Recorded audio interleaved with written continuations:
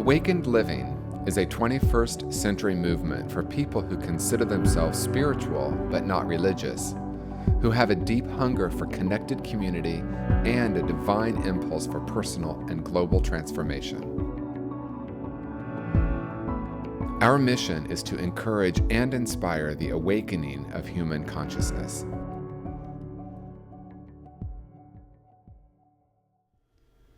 Good evening and welcome to Awakened Living Television. My name's TJ Woodward. I'm the Minister and Spiritual Director of Awakened Living in San Francisco. I am so honored to welcome you to our show. Awakened Living Television started some time back. It's been nearly 3 years now with a divine idea, I would say, of bringing people from all different walks of life together to talk about spirituality in the 21st century. And if it's not spirituality, you could call it living your best life or living your most dynamic life. And in the last few years, one topic that we have not addressed yet until this evening is humor and the role of humor in living our most dynamic life. And of course, when it comes to humor, and to me, humor and spirituality and how those blend, the person that comes to mind is my good friend Allen Klein, who has published 20 books on the topic of humor. I'm so grateful to welcome Allen Klein to our show. And I know that we will, well, actually, I have no idea where this conversation will go, which is one thing that I love about Allen. And when you mix humor in, we have no idea. So Allen, welcome to the show. Well, good to be here. Thank you.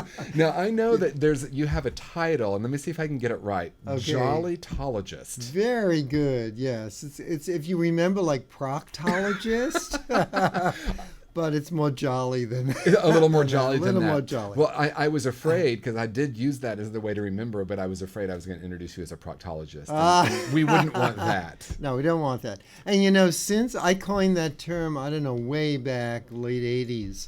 And since then, there's a happyologist, there's a joyologist, there's an enthusiologist, there's a laughologist. It goes on and on and on. But I am the world's only Jollytologist. Oh, well, I am glad to be in your presence then here at this moment. Before we begin our conversation, which I know that what I'd like to talk about is the healing power of humor, which I know is a title of one of your books. Mm-hmm. So before we get into that conversation, if you could take a few minutes just to kind of tell people a little bit about yourself, your books, who you are. Sure, great. So I'm basically, as you just heard, the world's only Jollytologist. And I think my mission, I realized just the other week that my mission in life is really, although I've been doing this, the phrase came to me, to humorize, and that's humor, E-Y-E-S. Humorize people's life. Not to tell jokes, not to even get them to laugh, but to show people tools, techniques, how to increase the humor in their life, how to find the laughter. And so that's basically what I've done for over 20 years now. In fact, my first book that you mentioned, The Healing Power of Humor, this was my first book, came out, this is its 25th year, and it's now approaching a 40th printing. And it has 14 techniques of how to increase your sense of humor. So even back then, really what I was doing is showing people how to find humor, even in their not so funny stuff. And so we can talk about a little about that this evening. I also am the Vice President of Unity of San Francisco, so I feel I'm a very spiritual person, that Unity is a spiritual center.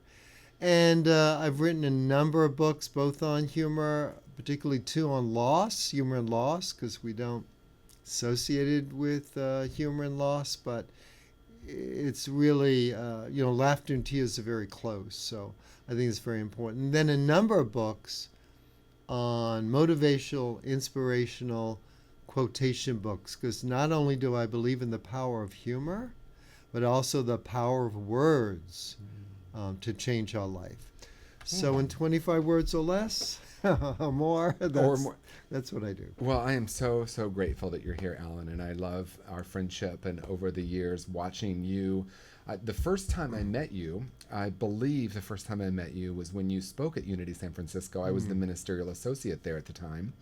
And you did this incredible thing with the nose and the balloons and all of that, which we may or may not get into. Right. But I would love to hear just a little bit about how this came to be for you, this path, either as an author or just your own path with humor and how that came to be. Well, some people would say it came out of a tragedy. It did come out of a loss.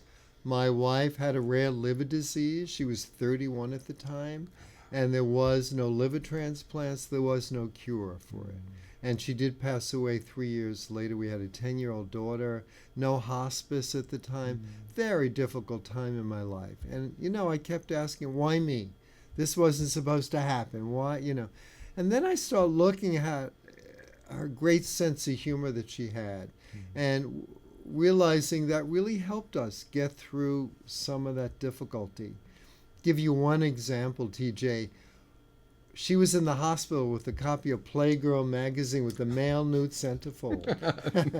And she said, Alan, hey, I really like this picture this month. Can you put this male nude on the wall here? And I said, Ellen, this is a hospital. A little risque for that. I said, maybe you're right. She said, why don't you get the picture and put it on the wall? And I did that, and things were fine for the first day, fine for the second day. But by the third day, the leaves started shriveling up, and we would start to laugh. And I realized after she passed, looking back, it was just a little bit of laughter, but it helped us rise above the situation, gave us a little reprieve, gave us just a moment of relief. And so I gave up. I actually had a business in San Francisco. I gave that up.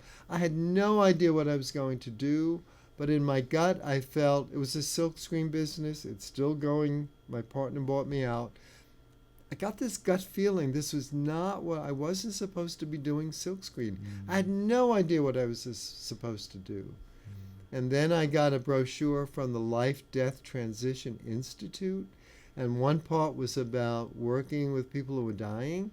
And so I enrolled in that a couple of years. I studied that. I became a hospice volunteer, studied death and dying with people, reading all the books on it, and became a home health care aide and worked with people who were dying.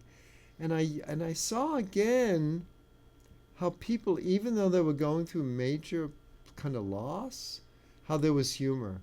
And how it instantly took them out of that, even just for a couple of seconds, but helped them rise above the situation.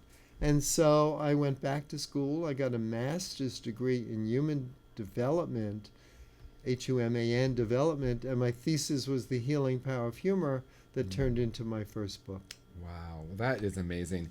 Two things stood out to me. One is really hearing that what I hear you not saying is, let's not look at the painful parts, let's laugh instead. And I think that's really powerful, that you're speaking about that they live so beautifully blended, really, that we might, as part of grief, as part of going through a difficult life experience, that humor is just really intrinsically part of that process.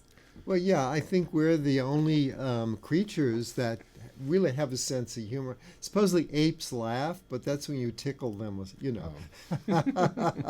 And I know it seems like my dog has a sense of humor, but really, it's, we can see a situation and find something to laugh about in it. So, and that's for me. Maybe I should talk about the difference between humor and laughter, because we use it interchangeably.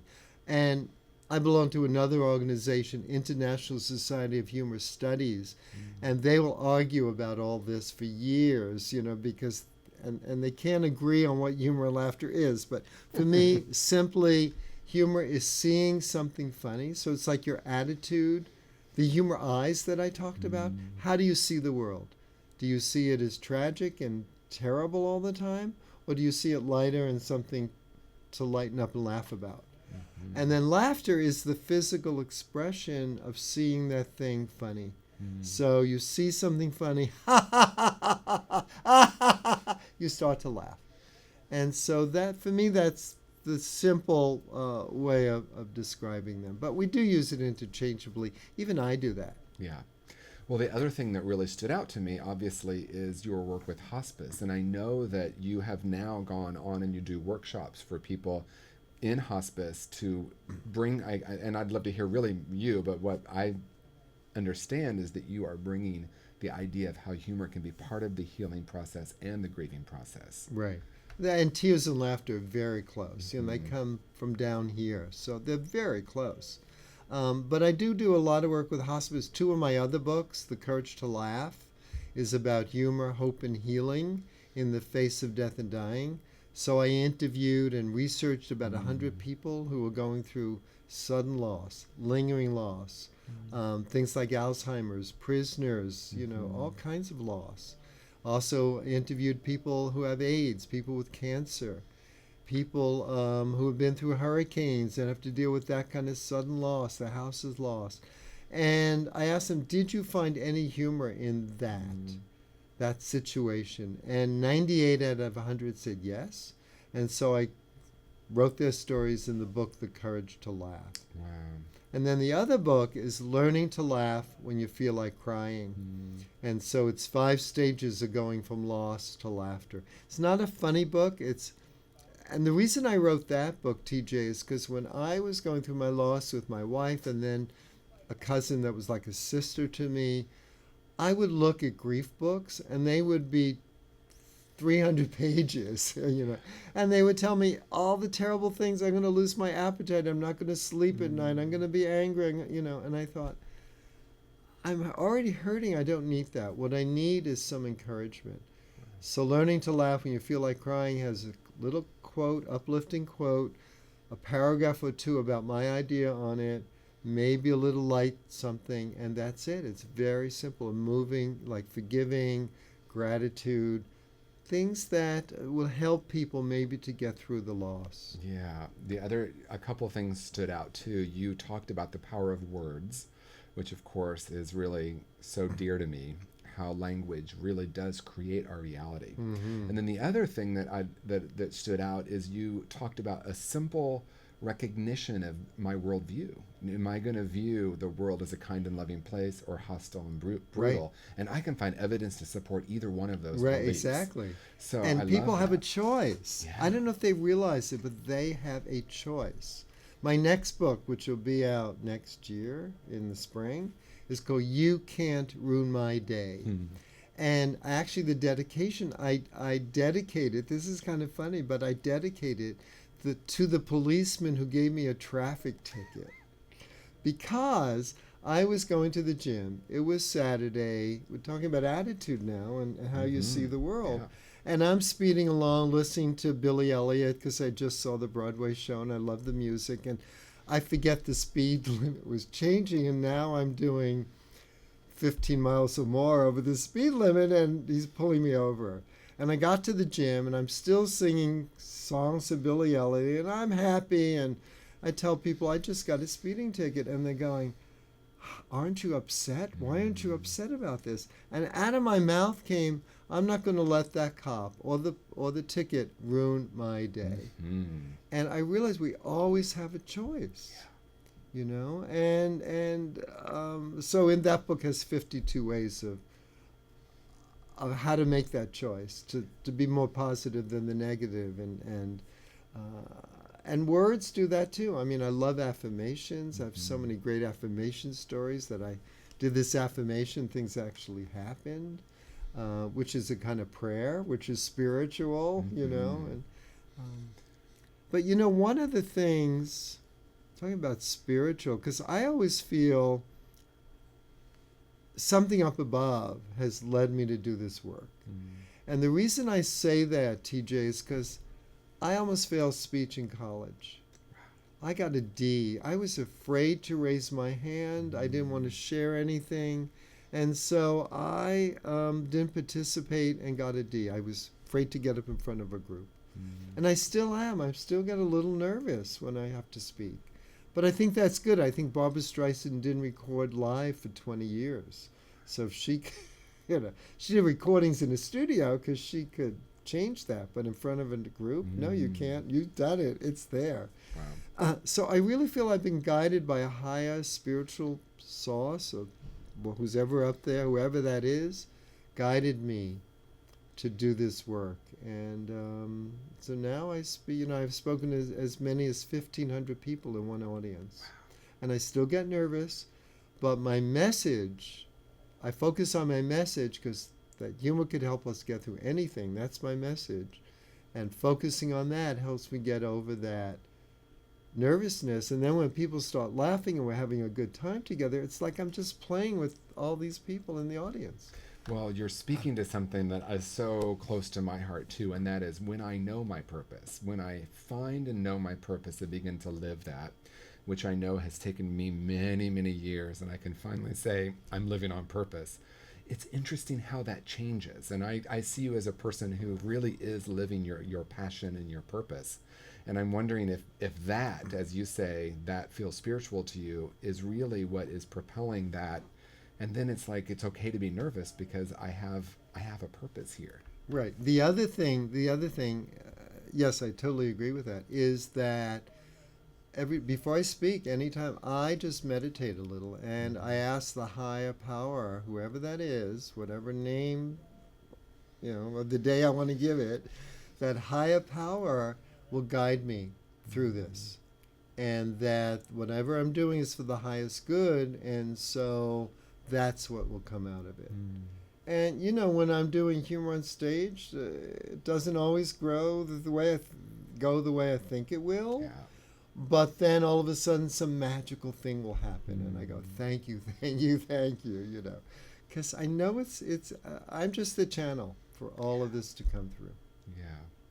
And when I first started, one other thing, I thought I could not do this work because I don't use curse words, I don't swear, I'm not vulgar, I don't embarrass people. And I would look at stand-up comedians who were doing all of that. I didn't go to comedy clubs because I didn't like that. And then I start reading the reviews from my audience and how they love my gentle humor, how they could identify it. It wasn't like putting them off. It was like inviting them in. And so I realized I'm doing the right work at the right time with the right people will come to my audience. I won't speak. I won't mostly do after dinner where people are smoking and drinking, and I won't do that. Yeah. So you're right. You're just guided to what's the most important thing for you to do. And what stands out to me is that you're bringing spirituality to humor and humor to spirituality. Well, people don't know it in the audience, but when I do, I go through the letters L-A-U-G-H. Uh-huh. So L is let go, which, let go and let God is really what I'm saying, but I leave the God part out, and they get it, Second letter is attitude. Again, we're talking about how do you see the day? How do, it's attitude. Yeah. And so I'm actually doing it from a spiritual way, but I want to hear the rest. So L-A-U. So I cheated. I could not find a word with you, so it's Y-O-U. Yeah. Perfect. You need to let go. You need to change your attitude. Yeah. G is go do it. Wow. And that's where I refer to my book, which has the 14 techniques, and we do some of those. And then H is just open your humor eyes, open your humor ears, look and listen for humor. It is all around us. And H could be have fun. Have fun. It could be a lot of things, but that's what I chose. Yeah. So I'm wondering if you can tell us a little bit about your new book that's coming out. You had one that just came out, right? Yeah. Okay, so let's talk about that one. To be then. Right here. How do you like that? Imagine that. It is having the time of your life, and it's basically, as I get older, I'm getting up there in years. I realize and I start asking myself, why am I here? What is life about? And then how to enjoy the journey. So I took those 3 questions, what is life, why we're here, how to enjoy the journey, and I researched those, and I asked all of my speaker friends what they thought it was. Wow. And I got some incredible answers that I put together in this book. Oh, that's great. And is it this book that you said has wake up calls, or is that no? your The next book, You okay. Can't Ruin My Day, is 52 weekly wake up calls. And what I like, I know you're writing a book and it's going to be out soon. Yes. So how sometimes you're struggling and it's not coming together. Well, the You Can't Ruin My Day probably I started writing at least 2.5 years ago. And then I put it aside for almost a year. It just wasn't gelling. And then all of a sudden, in the shower or walking the dog, I got, okay, so there's 3 parts to each section. Wake up, which is the idea that I'm trying to get across. Then a follow-up so people can actually go and do something in their life along that idea to actually accomplish that. And then on the Jollytologist, so we had lighten up, a little funny thing about that wake-up call. So it's wake up, follow up, and lighten up. Wow. And so all of a sudden I went, yes, It came that together. fits. I want to go back to something that I first want to say that we don't have a lot of time left. Okay. And Well, there may I'm- be some other shows in the future. Well, I'm curious if you'd come back next week, because I want to hear on the next show maybe your own personal journey a little bit more about that. I have Okay. some questions, but for now, I'm curious what you might say to someone who is going through a difficult time, to go back to that, about whether they're going through a partner or a loved one dying or sudden loss, as you said, or just really any kind of chronic illness or something that's very difficult. And what I'm finding interesting about this is in the work that I do as a minister and then also as an awakening coach, I meet with people who are in all kinds of different challenges in their life. And for me, it's being a presence and seeing them as whole and perfect and love and light. And I'm curious for you how humor or laughter, now that I know they're different, plays a role in, what would you say to someone going through that and how they might access that? Well, first of all, I would listen to them and kind of understand their hurt, because I went through a big loss and it may be very difficult at the time, but realize that it's only this time. And down the road, you may not know why this is happening to you. So, because you can't see the bigger picture. And I always think there's some higher reason. I don't always know what it is, or some good in the world, or this is for your own spiritual growth, this is happening. So something good will come out of it. And so that's the first thing. And you may not find laughter or humor right away. That may take some time. So just trust and trust your gut. What is it saying? And then it might be difficult for a while, but it's going to change. Nothing stays the same. It's going to change. And just realize that this might be something important in your life. The other thing is, what I'm realizing is, like, I'm grateful all of the negative stuff in my life, because we're grateful often for the positive, but all the negative really teaches us more, I think, than when we're grateful for the positive. Yeah. We're funny human beings. We have to be hit over the head before we learn something. Yeah. So maybe whatever that negative experience is, maybe this is something you need to learn. Maybe you need to be more loving to people. And maybe this will teach you. I mean, who knows what it is? Well, I love what you're talking about, because to me, it's that in any situation, I can choose to open up or close off. And it is true that we spend so much time in our culture talking about gratitude for what we call the good things. And yet, in my darkest times, I have found that I have the ability to open my heart and be grateful. If I can find just one thing to be grateful for, and I'm reminded of the book How We Choose to Be Happy, which is just such a great book, and they came up with 9 qualities of truly happy people, and one of them is they feel their feelings very deeply. So what I love about that is that in the face of difficulty and despair, I'm not going to use laughter or humor to avoid it, but to really be there and to be in that experience and then open my heart to it. Right. Great points you made. You don't want to use the humor and laughter to avoid it. Right. You want to, work with what's happening, not push it away. Mm-hmm. And the other point is that you have a choice, and we talked about that, how are you going to look at this? Yeah. And maybe it's not a laughing, humorous situation, but there are other things in it that you might find. Yeah, and if there's anything that I think that is important, what we're saying is that we are choosing. And all the time. And to me, that's what, because of course for me, it's awakened living.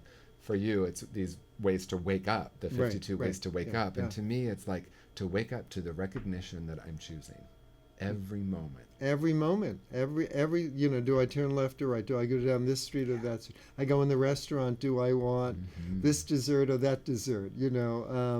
Do I want to have a alcoholic drink or a non-alcoholic drink? I mean, it goes on every single day, and we have that choice in that moment.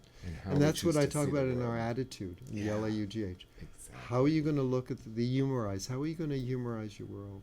Absolutely. Well, we're actually only have a couple minutes left. Okay. So I do want to officially and formally invite you to come back to next week's show. Well, let me look at my schedule. Okay. I like that. A maybe. I like that. And in closing, if you could just take a few minutes to let people know how to find you. And then in particular, I'd like to have you take this time to talk about your new book, or the one that's just out now. Oh, great. Okay. So, easy to find, but you got to spell my name right. So on the internet, Allen, Allen Klein. So if you want to email me, it's humor or Allen at allenklein.com. And website, www.allenklein.com, ALLENKLEIN.com. I think the book that TJ wanted to know about was Having the Time of Your Life. It's Little Lessons to Live By. And the amazing thing, I think it's in Whole Foods right now and a number of other places like that. Or you can go on my website, or you can go to Amazon, or you can go to the publisher's site, Viva Editions. Or in Alaska, you can go to Igloo 75. No. Anyhow, that's the latest book. Great. Well, thank you, Allen, for being on the show. And to our viewers, I just want to say thank you so much for your support of Awakened Living, and thank you for being open to the possibility that we are choosing at every single moment, and that what we do have the ability to choose is the way we see the world. And I want to thank Allen Klein for being on our show, and for that beautiful reminder that maybe the A in laughter, or A in laugh, is for us to look at how our attitude changes the world. So thank you so much. I'm safe. I think this is a clown nose that Allen's giving me, but I'm going to tempt him to come back on next week's show and tell him, I promise I'll wear this if he comes back to the show. So thank you so much for viewing our show this evening, and please look us up online at awakenedlivingsf.org. Thank you so much, and good night.